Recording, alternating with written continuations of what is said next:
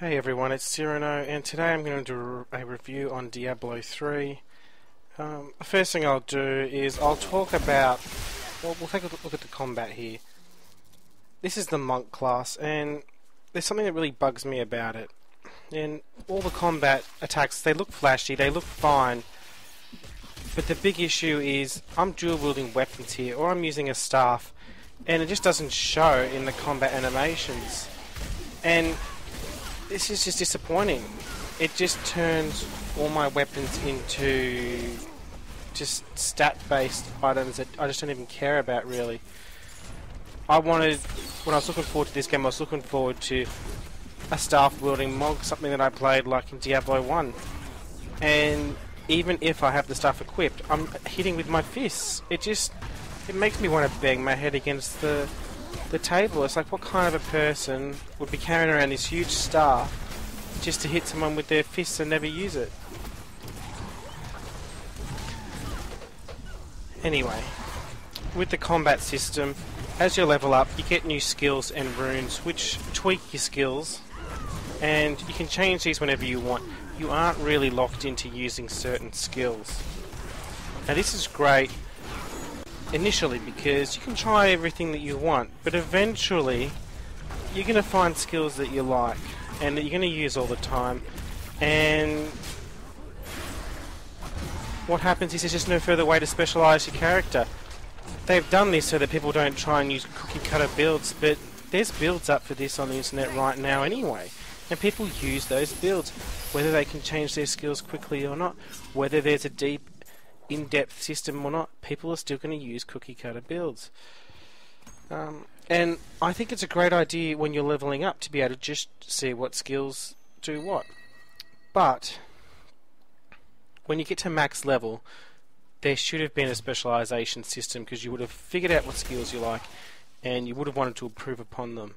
And this would have given the game the best of both worlds, being able to try out these new skills while having an in-depth system at the same time. Just delay that system to the end of the game, and that would also give you a hell of a lot more to do at max level than this game currently gives you. Okay. Now, this game's got some serious programming issues. I couldn't even get the game to install on 64-bit Windows without jumping through hoops, and every time there's a patch, I have to jump through hoops just to get the patch installed. Now, you would have thought that, yes, they're going to make the game work on old systems, but at least make sure it runs on the latest version of Windows.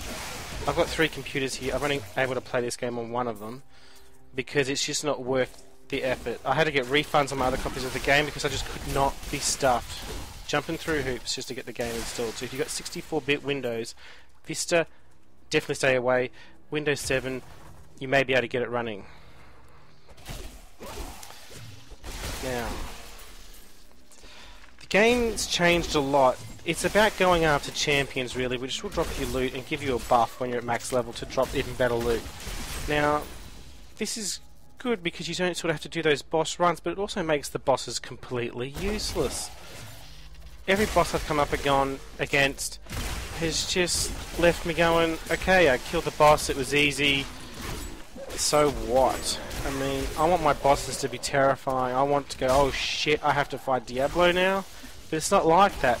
It's, oh shit, I have to fight arcane enchanted jailers that these champions have. Now the problem with that is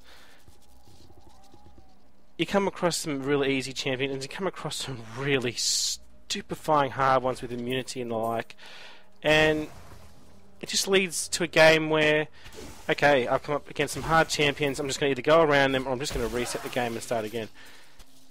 This isn't fun. They should have set up a dungeon system where maybe I start, I go through the dungeon, I kill a bunch of random elites, and I finish up with a good old boss fight.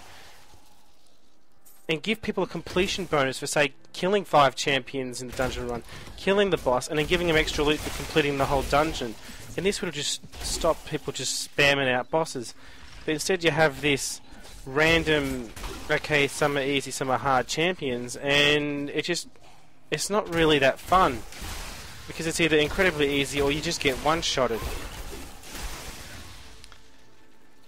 Now, this game's always online, and the issue with that is it has to come down for maintenance. I mean, I can't even play when I want to play. I have to play when Blizzard tells me I can play. And during peak time, the lag can get really bad.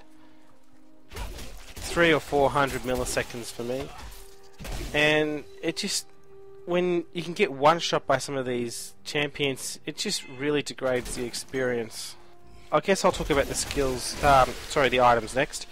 The items, they have a lot of useful and non-useful stats. Like, for example, I found that dodge was completely useless compared to resistance and armor.